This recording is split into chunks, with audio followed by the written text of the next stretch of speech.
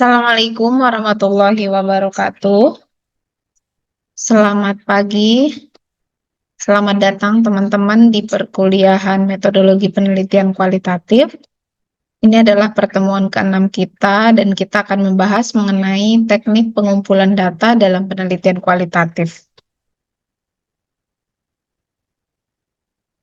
Oke, langsung saja kita memulai pertemuan ini dengan mencari tahu sebenarnya prinsip pengumpulan data dalam kualitatif itu seperti apa. Jadi dalam penelitian kualitatif, peneliti adalah instrumen kunci dalam pengumpulan datanya.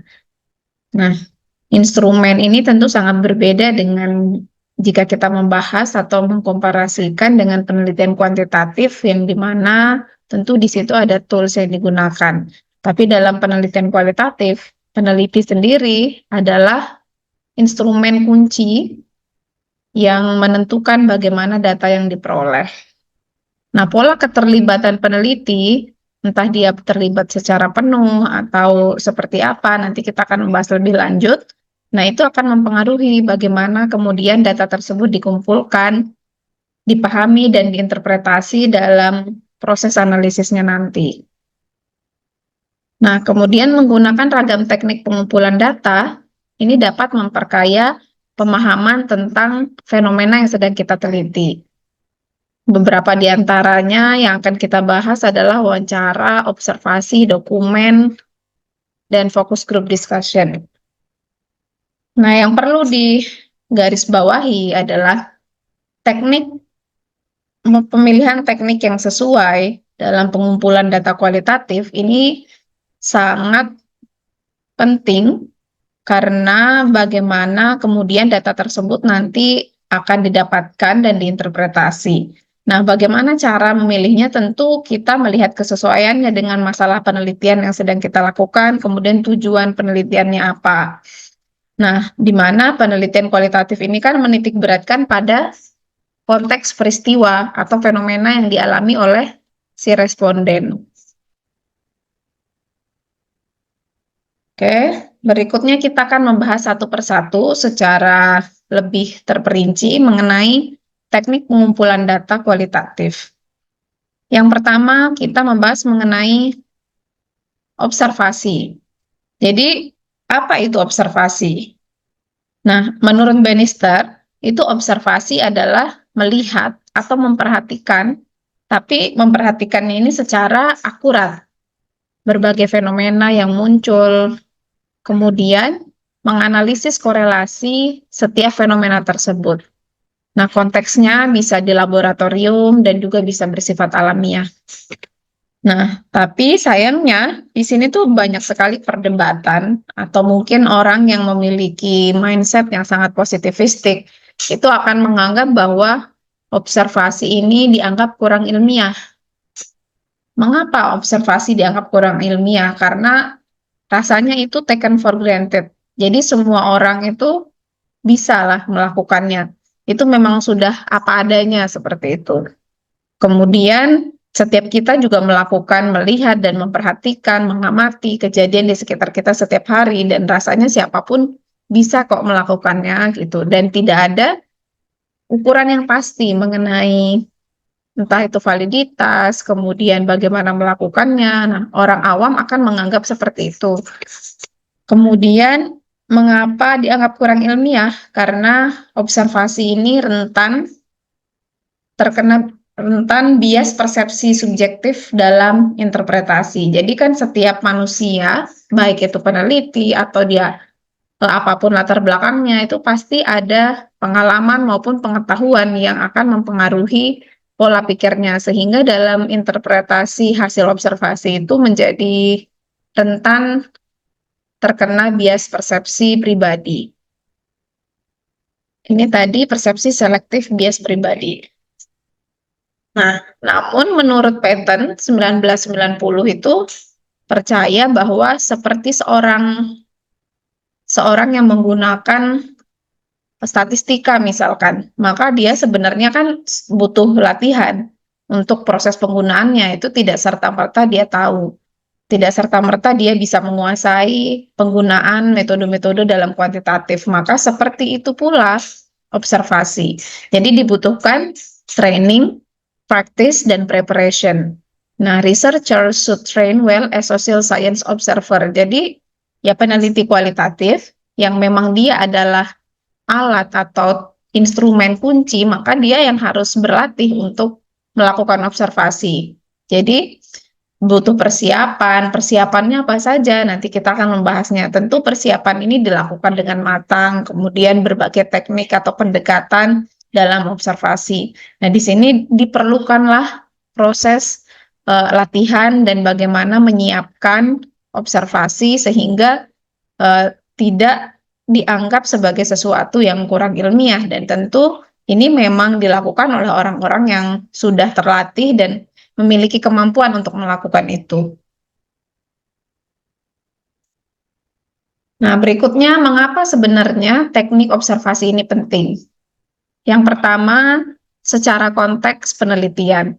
Jadi, ketika kita menggunakan observasi, maka kita akan lebih memahami konteks penelitian itu secara lebih luas, yang mungkin tidak bisa ditangkap ya oleh metode pengumpulan data yang lain. Kemudian melihat hal-hal spesifik yang kurang disadari partisipan. Nah, misalkan ketika kita mewawancara seseorang, maka orang yang terlibat dalam sebuah fenomena ketika dia adalah pelaku itu sendiri, maka mungkin ia seringkali lupa atau bagaimana membahasakan konteks yang dialami. Nah, dengan observasi kita bisa melihat apa yang dialami, apa yang dia rasakan, kemudian bagaimana perubahan ekspresinya. Nah, semua itu bisa ditangkap melalui observasi, sehingga konteks penelitian menjadi lebih jelas. Nah, sedangkan dalam segi data, itu melalui observasi kita akan mendapatkan data yang natural. Jadi, terlepas dari persepsi selektif individu yang diwawancara. Misalkan ketika kita menggali sebuah data, kita melakukan prosedur wawancara. Nah, dalam wawancara tersebut, yang kita tangkap, yang kita tulis adalah apa yang diinterpretasi, dipersepsi oleh interviewee atau orang yang kita wawancara. Nah, itu kan semua itu adalah subjektivitas dari partisipan. Sedangkan melalui proses observasi kita akan mendapatkan data yang lebih alami, yang lebih natural. Nah, berikutnya dalam aspek peneliti. Jadi, melalui observasi ini, peneliti bisa bersikap lebih terbuka, kemudian dinamis. Jadi, di mana kita mengobservasi ini ya melihat dan mengamati dengan standar yang sudah ditentukan. Nah, tujuannya ya untuk menemukan sesuatu. Jadi bukan untuk membuktikan. Kemudian peneliti juga terbebas dari konseptualisasi yang ada sebelumnya. Misalkan walaupun sudah ada konsep yang dibangun di awal, tapi dalam prosesnya ketika melakukan observasi tentu kita tidak bisa menebak akankah ada peristiwa-peristiwa atau perilaku, kemudian bagaimana bentuk mereka bersikap atau adakah perubahan di situ. Nah, disinilah peneliti bisa menangkap gejala-gejala yang tidak bisa diprediksi sebelumnya.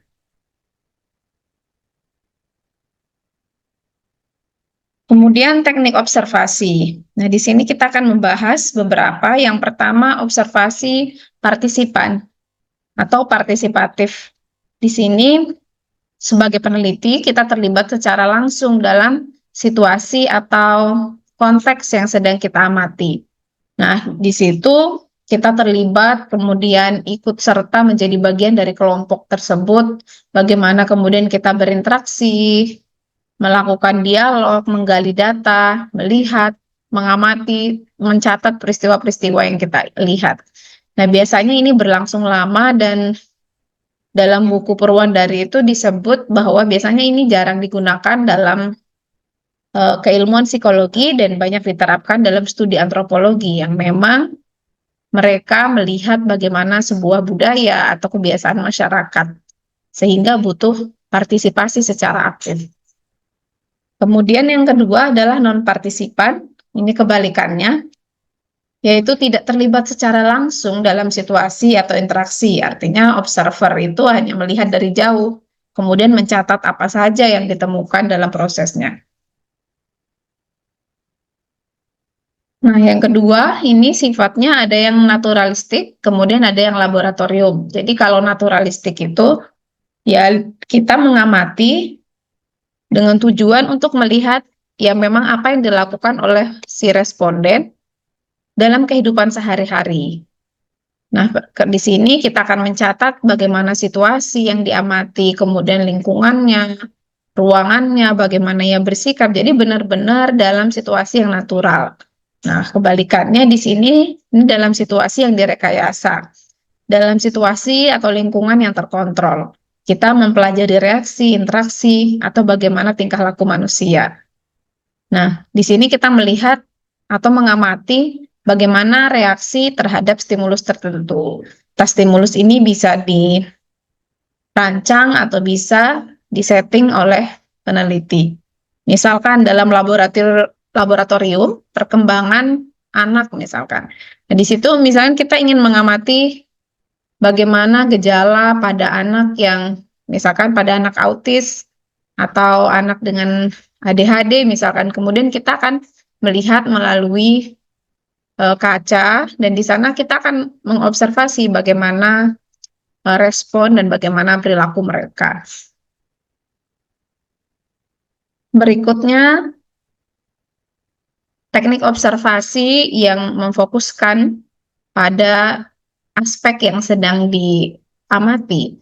Jadi, apakah ia bersifat sempit atau bersifat luas gitu. Nah, yang sempit ini biasanya kita mengamati perilaku atau interaksi antar kelompok tertentu dengan tema atau topik khusus yang menjadi fokus penelitian. Jadi sudah ditentukan di awal. Misalnya, kita mau membuat sebuah observasi atau pengamatan tentang bagaimana pola interaksi guru dengan siswa di dalam kelas. Maka kita hanya melihat apa saja yang menjadi gejala-gejala, kemudian bagaimana mereka bersikap di dalam kelas tersebut. Jadi di luar itu sudah bukan menjadi fokus observasi. Nah, yang berfokus luas ini biasanya fenomena yang diteliti itu memiliki beberapa aspek atau dimensi yang cukup luas, melibatkan beberapa aspek perilaku yang cenderung kompleks. Jadi tidak hanya satu aspek.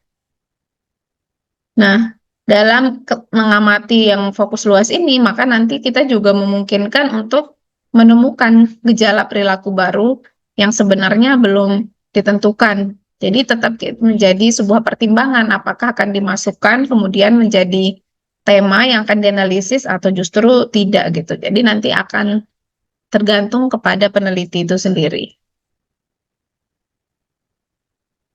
Nah, kemudian kita akan membahas mengenai penulisan hasil observasi. Jadi, dalam buku Purwandari itu disebutkan bahwa dalam menulis hasil observasi yang kita tulis adalah uraian atau paragraf yang bersifat deskriptif. Jadi bukan interpretatif, bukan sesuatu yang sudah diberi label oleh peneliti. Nah, bukan kesimpulan atau interpretasi, tapi data konkret yang bisa diindra. Nah, setting yang kita jelaskan itu bisa divisualisasi, bisa dibayangkan oleh pembaca yang membaca hasil observasi kita.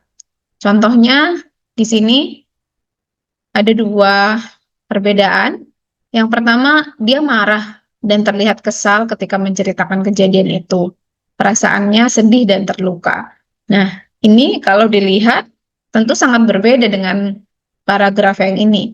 Nah, di sini kita bisa melihat dia marah. Marah dan terlihat kesal adalah dua hal yang berada dalam interpretasi atau persepsi si peneliti.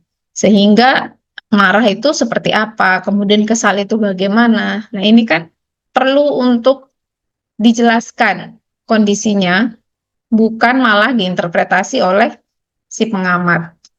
Kemudian perasaannya sedih dan terluka. Ini kan juga sebuah interpretasi dari peneliti itu sendiri. Nah, yang harus dilakukan adalah kita menjabarkannya, mendeskripsikannya dalam uraian yang lebih bisa divisualisasi oleh pembaca. Misalkan suaranya berubah menjadi lebih rendah dan terbata-bata. Nah, ini kan sesuatu yang bisa kita dengar, sesuatu yang seolah-olah, oh terbata-bata, memang misalkan suaranya berubah. Nah, itu kan perubahan itu bisa ditangkap, bisa diindra. Kemudian matanya berair, ini juga bisa diindra. Ia mengambil selembar tisu di dekatnya lalu mengusap air matanya. Nah, ini hasil observasi yang bisa dilihat atau bisa dibayangkan oleh pembaca. Baik, berikutnya teknik pengumpulan data menggunakan wawancara. Jadi, wawancara itu adalah sebuah percakapan atau tanya jawab dengan tujuan untuk memahami makna subjektif yang dipersepsi partisipan. Peneliti mengeksplorasi isu tersebut melalui dialog. Jadi bagaimana kita menggali sebuah informasi, bagaimana pemikiran. Nah, di sini apa yang digali dalam wawancara? Yaitu bagaimana tingkah lakunya, misalkan bisa dengan pertanyaan bagaimana kebiasaan, misalkan apa yang Bapak atau Ibu lakukan ketika di pagi hari, atau kemudian bagaimana persepsinya terhadap sebuah peristiwa yang dialami, kemudian interpretasi peristiwa, pemikiran, tujuan hidup, nilai-nilai, dan perasaan. Nah, semua ini digali dan bisa kita temukan jawabannya dalam proses wawancara, dan kesemua ini adalah persepsi subjektif dari partisipan yang sedang kita wawancara. Nah, kemudian ketika bertanya, ketika melakukan sebuah wawancara, syaratnya tuh apa saja pertanyaannya? Yang pertama, pertanyaan itu harus bersifat netral, jadi tidak mengarahkan. Kemudian bebas nilai dan non-judgmental. Jadi ya memberi pertanyaan, ya sudah memberi pertanyaan saja, tanpa kita eh, tanpa kita menjadi bertanya-tanya dengan latar belakang atau pola pikir kita sendiri. Nah, ketika kita mendapatkan jawaban, maka kita juga tidak bisa menginterpretasi di saat itu terjadi. Kemudian, menggunakan istilah umum yang mudah dipahami. Misalkan ketika kita mau menggali tentang isu psikologis tertentu gitu. Nah, dalam psikologi kan ada banyak, Mbak, istilah-istilah yang mungkin kurang dipahami secara umum oleh banyak orang. Nah, di sini kita penting untuk menggunakan atau mengubahnya menjadi istilah umum yang lebih mudah dipahami. Bahasa sehari-hari, kemudian pertanyaannya bersifat terbuka, artinya pertanyaan yang bisa dieksplorasi oleh interviewee kita. Jadi bukan pertanyaan tertutup seperti yes or no questions gitu, sehingga kita bisa menemukan jawaban yang lebih kaya. Nah, pertanyaan juga harus bersifat halus gitu, karena terlebih kita kan di budaya ketimuran kita, maka ketika kita mewawancara sesuatu, apalagi isu-isu yang mungkin sensitif, seperti pada korban pelecehan seksual atau kemudian pada berbagai kasus lain. Nah, di sini kita perlu untuk mengubah atau menggunakan gaya bahasa yang halus. Jadi tidak to the point untuk menggali pertanyaan yang mungkin bisa menyinggung atau bisa men-trigger si partisipan. Nah, berikutnya teknik wawancara. Itu di sini kita akan membahas 3 teknik wawancara. Yang pertama, terstruktur. Jadi, dalam wawancara terstruktur, kita sudah membuat list pertanyaan apa saja yang akan kita tanyakan kepada partisipan. Kemudian pertanyaan ini dibuat berdasarkan pada kerangka teoritis yang sudah disusun. Nah, di sini misalkan kita punya 3 responden, maka ke semua responden akan diberi pertanyaan yang sama. Nah, di sini menggunakan teknik ini kita akan mendapatkan data yang konsisten. Nah, sehingga datanya kan juga hampir sama nih. Karena pertanyaannya sama, maka mudah untuk melakukan analisis komparasi antar partisipan. Yang kedua itu teknik wawancara semi terstruktur. Nah, di sini memberikan fleksibilitas yang lebih lah kepada peneliti dibandingkan yang terstruktur. Nah, di sini peneliti atau pewawancara itu mungkin untuk merespon yang lebih mendalam. Jadi, misalkan ketika kita memberikan pertanyaan pertama, nah di sini kita bisa mengeksplorasi nih jawaban dari si responden. Kita bisa melakukan probing atau bagaimana kita menggali, membuat pertanyaan untuk mengetahui lebih tentang respon tersebut gitu. Jadi misalkan mungkin kita masih, oh ternyata dari jawaban tersebut masih ada sesuatu yang perlu diklarifikasi atau sesuatu yang akan menggambarkan data yang lebih kaya jika kita bisa menggalinya secara tepat. Nah, yang ketiga adalah teknik wawancara tidak terstruktur.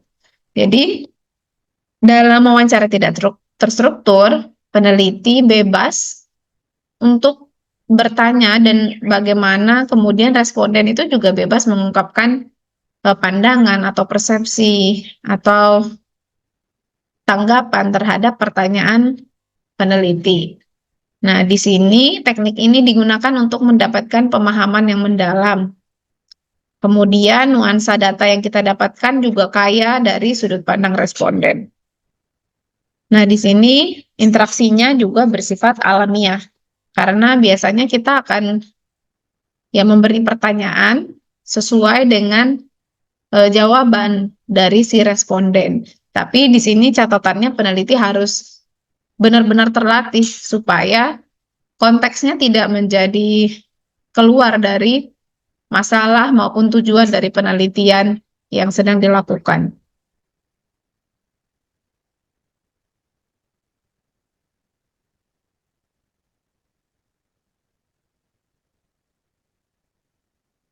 Berikutnya kita akan membahas mengenai bagaimana keterampilan yang diperlukan dalam melakukan wawancara. Nah, yang pertama di sini seorang interviewer itu harus memiliki pengetahuan yang memadai tentang isu yang akan dibahas. Jadi misalkan kita mau membahas mengenai LGBT misalkan, sedangkan kita belum pernah bersinggungan, belum tahu bagaimana kasusnya, kemudian latar belakangnya, kemudian teorinya. Nah, di sini justru ketika terjun ke lapangan, kita akan menjadi kebingungan dengan cerita yang disampaikan oleh responden. Nah, ketika kita memiliki pengetahuan tentang isu tersebut, maka kita bisa melakukan penggalian data, misalkan probing dengan cara yang tepat, dengan memang sesuatu yang dibutuhkan. Nah, yang kedua, mengantisipasi hal-hal yang mungkin terjadi. Yang ketiga, pewawancara itu juga harus bisa membangun raport atau hubungan baik sesuai dengan konteks budaya. Jadi misalkan kita ingin meneliti tentang lansia gitu. Nah, ini dalam budaya Indonesia itu tentu bagaimana kemudian sikap menghormati dan menghargai orang yang lebih tua ketika memberikan pertanyaan. Artinya kita bisa membuka dengan saya ingin belajar dari peristiwa atau bagaimana ibu merespon dalam situasi seperti ini atau seperti itu. Jadi bagaimana kita menempatkan diri sesuai dengan konteks untuk membangun hubungan yang baik dengan partisipan. Berikutnya netralitas data, yaitu bagaimana kita ya ketika mewawancara kita menerima dan tidak judgmental terhadap jawaban dari orang yang kita wawancara. Nah, dalam prosesnya peneliti juga harus peka.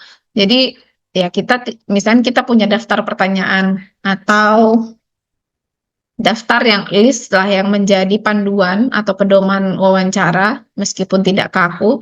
Nah, di sini misalnya kita punya 10 pertanyaan. Namun dalam prosesnya kita harus senantiasa memonitor nih reaksi responden. Jika ia memang terlihat bosan, kita tidak bisa terus-menerus memaksakan diri untuk menyelesaikan semua daftar pertanyaan tersebut. Jadi dalam prosesnya ini sangat fleksibel dan dinamis. Kita bisa melakukan janji temu ulang atau mengubahnya menjadi lain waktu atau justru memberikan jeda atau seperti apa. Nah, ini tergantung pandai-pandainya dari si pewawancara. Berikutnya, merespon gejala responden dengan tepat, yaitu tadi bagaimana kita kemudian menyikapi ketika kita sudah peka nih terhadap kondisi responden dan bagaimana selanjutnya kita menanggapi hal tersebut. Nah, menciptakan suasana yang aman dan menyenangkan. Misalkan ketika meneliti tentang isu yang sedikit sensitif, tentu kita tidak akan melakukannya di kafe atau di perpustakaan atau di mana, namun tentu kita akan mendesain setting tempat yang sesuai dengan penelitian yang sedang kita lakukan.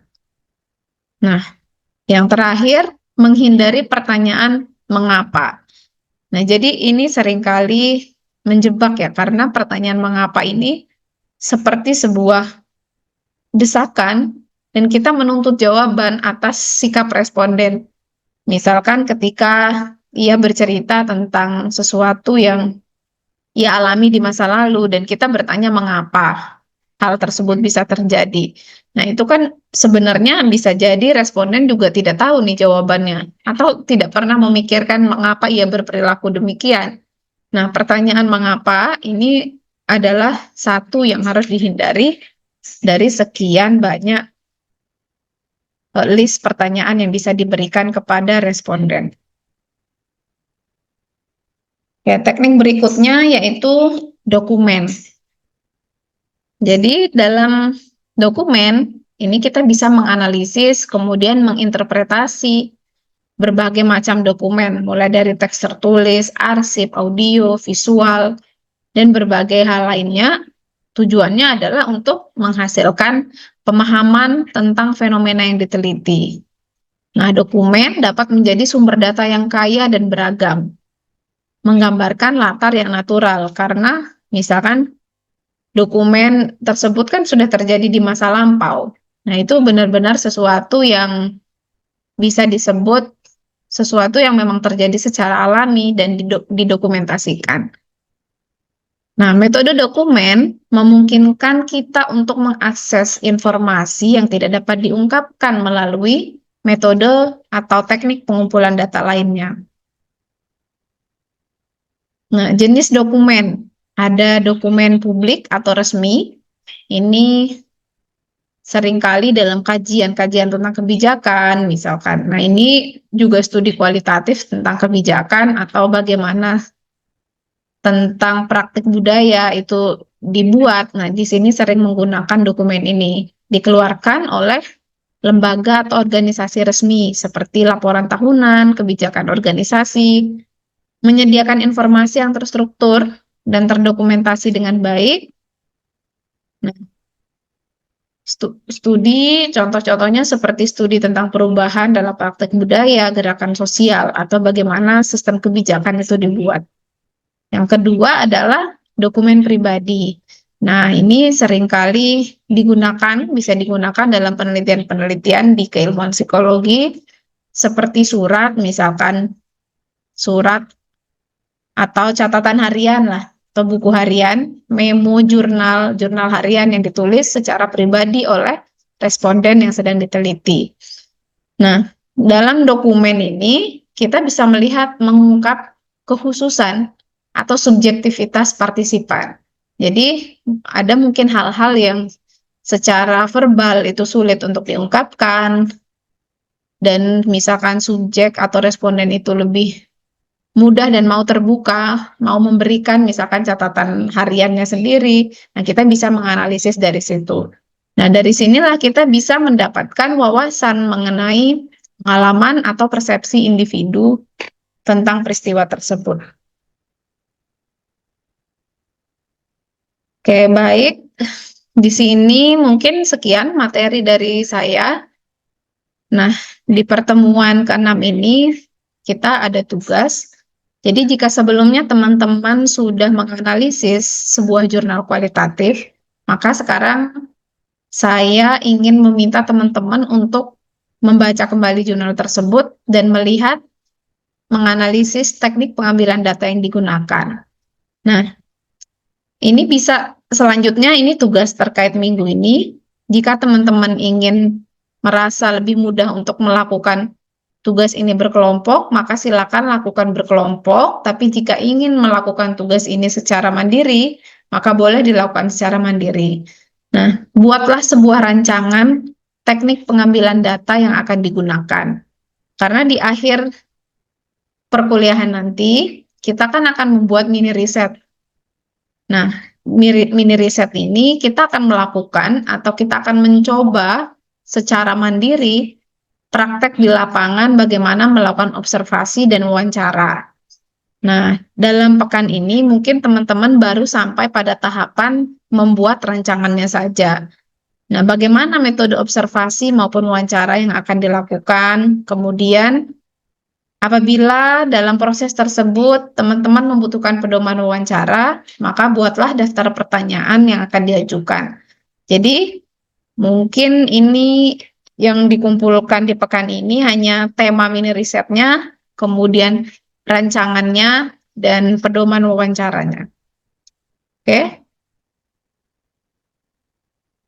Baik, mungkin sekian dari saya untuk perkuliahan di pertemuan ke-6. Terima kasih. Assalamualaikum warahmatullahi wabarakatuh.